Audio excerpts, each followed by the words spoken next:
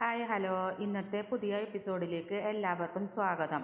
സച്ചി കൂട്ടുകാരോട് പറയാണ്, രേവതിക്ക് വേണ്ടി എനിക്ക് എന്തെങ്കിലും ചെയ്യണം, നിങ്ങൾ ഒരു ഐഡിയ പറഞ്ഞു താ എന്ന്.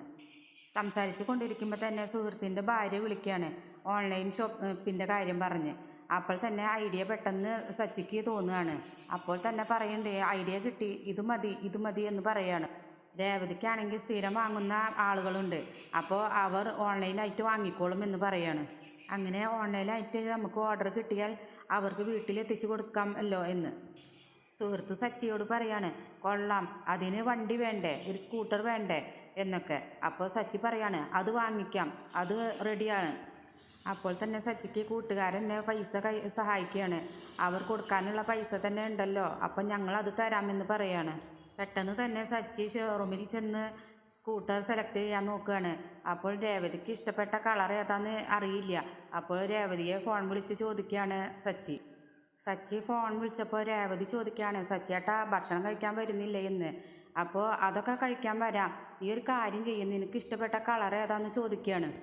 ഒടുവിൽ രേവതിയുടെ ഇഷ്ടം പറയാണ്, എനിക്ക് ചെമ്പനീർ പൂവിൻ്റെ കളറാണ് ഇഷ്ടമെന്ന്. സച്ചി ആണെങ്കിൽ സ്കൂട്ടർ വാങ്ങി ഗേറ്റിന് പുറത്ത് വെച്ച് എല്ലാവരെയും വിളിക്കുകയാണ്. വീട്ടിലുള്ള എല്ലാവരും പുറത്ത് വന്നിട്ട് ചോദിക്കുകയാണ്, നീ എന്താ ഞങ്ങളെ കളിയാക്കണം, ഏതാന്നൊക്കെ ചോദിക്കുകയാണ്. അപ്പോൾ സച്ചി ഗേറ്റ് തുറന്ന് പുറത്തേക്ക് കാണിക്കുകയാണ് എല്ലാവരെയും, സ്കൂട്ടി കാണിക്കുന്നുണ്ട്. എല്ലാവരും അമ്പരപ്പോടെ ഇങ്ങനെ നോക്കി നിൽക്കുകയാണ്. രേവതിയാണെങ്കിൽ സൂക്ഷിച്ച് നോക്കുന്നുമുണ്ട്. രവി ചോദിക്കുകയാണ്, ഇതാർക്കാ പുതിയ വണ്ടി, ഇത് നമുക്കാണോ? അപ്പോൾ സച്ചി പറയുന്നുണ്ട്, ഇത് നമ്മൾക്ക് തന്നെയാണ്, ഇത് കണ്ടില്ലേ. അപ്പോൾ സുധി ചോദിക്കുന്നുണ്ട്, ഇതിമേ എന്താ SR എന്നൊക്കെ എഴുതിയിരിക്കുന്നത് എന്ന് പറയാണ്. അപ്പോൾ സച്ചി പറയാണ്, S എന്ന് വെച്ചാൽ സച്ചി, R എന്ന് വെച്ചാൽ രേവതി. അപ്പോൾ നീ ഞങ്ങളെ കാറുമ്മ കണ്ടില്ലേ, അതുപോലെ തന്നെയെന്ന് സച്ചി രവിയോട് പറയാണ്.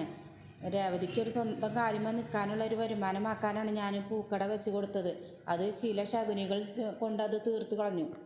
രേവതിക്കാണെങ്കിൽ വെറുതെ ഇരിക്കാൻ അറിയില്ല, അവൾ എന്തെങ്കിലും ചെയ്യണമെന്നുള്ള ആഗ്രഹിക്കുന്ന ഒരു കുട്ടിയാണ്. രവി ചോദിക്കുകയാണ്, എന്നാലും നീ കാര്യം പറയും, എന്തിനാ ഈ വണ്ടി കൊണ്ടുവന്നത് എന്ന്. ഇനി മുതൽ രേവതിയുടെ പൂക്കടയാണ് ഈ വണ്ടി എന്ന് പറയാണ് സച്ചി. ഇത് കേട്ട് ചന്ദ്രക്കും ശ്രുതിക്കും അങ്ങോട്ട് ഇഷ്ടപ്പെട്ടിട്ടില്ല. ബാക്കിയുള്ളവർക്കൊക്കെ സന്തോഷമായി. അപ്പോൾ രവി ചോദിക്കുകയാണ്, എങ്ങനെയാടാ ഈ സ്കൂട്ടറിൽ പൂക്കട നടത്തുന്നതെന്ന്. അതൊക്കെ ഉണ്ട് അച്ഛാ, ഓൺലൈനായിട്ട് പൂക്കട നടത്താമെന്ന് പറയാണ്. സച്ചി പറയാണ്, ഇതങ്ങനെ തോറ്റു കൊടുക്കാൻ പറ്റില്ലല്ലോ അച്ഛാ എന്ന്. ഇത് എൻ്റെ സ്വന്തം പൈസ കൊണ്ട് വാങ്ങിയ വണ്ടിയാണ് എന്ന് പറയാണ്. അത് കേട്ട് രേവതി നോക്കി നിൽക്കുന്നുണ്ട്. സച്ചി പറയാണ്, ആദ്യത്തെക്കാളും വരുമാനം ഇതിന് തന്നെ ഉണ്ടാക്കാമെന്ന് പറയാണ്. ഇത് ചന്ദ്രയ്ക്കും ശ്രുതിക്കും അങ്ങോട്ട് ഇഷ്ടപ്പെടുന്നില്ല. സച്ചി എല്ലാവരും കേൾക്കി പറയാണ്, മേക്കപ്പ് ഇടുന്നതിനെക്കാട്ടിയും ഡബ് ചെയ്യണേലും എത്രയോ നല്ലൊരു പവിത്രമായ ജോലിയാണ് രേവതിയുടേത്. അത് എല്ലാ അമ്പലങ്ങളിലും ഇങ്ങനെ കെട്ടുന്ന മാലയല്ലേ അവിടെ ഇടുന്നത്. ഒടുവിൽ രവിയും ചന്ദ്രയും രേവതിയുടെ കയ്യിൽ വണ്ടിയുടെ കീ കൊടുത്ത് അവളെ അനുഗ്രഹിച്ചു. എല്ലാവർക്കും ഈ വീഡിയോ ഇഷ്ടപ്പെട്ടാൽ ലൈക്ക് ആൻഡ് ഷെയർ ചെയ്യുക, സബ്സ്ക്രൈബ് ചെയ്യുക.